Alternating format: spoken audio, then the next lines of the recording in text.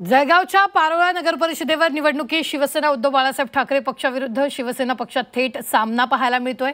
विशेष म्हणजे राष्ट्रवादी पक्षानं शिवसेना उद्धव बाळासाहेब ठाकरे पक्षासोबत निवडणुकीत युती केली आहे। दोन शिवसेना निवडणूक लढत असल्या तरी पारोळ्यातील जनतेचा कौल हा शिवसेना उद्धव बाळासाहेब ठाकरे यांच्याच बाजूने असेल असा विश्वास नगराध्यक्षपदाच्या उमेदवार अंजली पवारांनी व्यक्त केला। तर आपल्या आव्हानाला सामोरं जाण्यासाठी शिवसेना आणि भाजपला एकत्र यावं लागलं असा टोला देखील करण पवार यांनी विरोधकांना लगावलाय।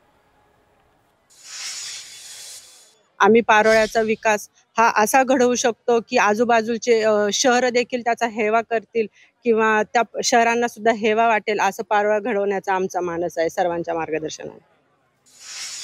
नक्कीच या ठिकाणी जनता जी आहे ही शिवसेना उद्धव बाळासाहेब ठाकरे याच पक्षासोबत राहील असा आम्हाला ठाम विश्वास आहे। दुसरीकडे सत्ताधारी आमदार आहेत, त्यांचे नगराध्यक्षपदाचे उमेदवार आहेत, भाजप मोठा पक्ष त्यांच्या सोबत आहे। आव्हान वाटतंय कुठे? मला असं वाटतं त्यांनी माझं आव्हान स्वीकारूनच या ठिकाणी एकत्र झालेले आहेत। माझ्या आव्हानाला सामोरे जायलाच त्यांना दोन्ही पक्ष या ठिकाणी एकत्र करावं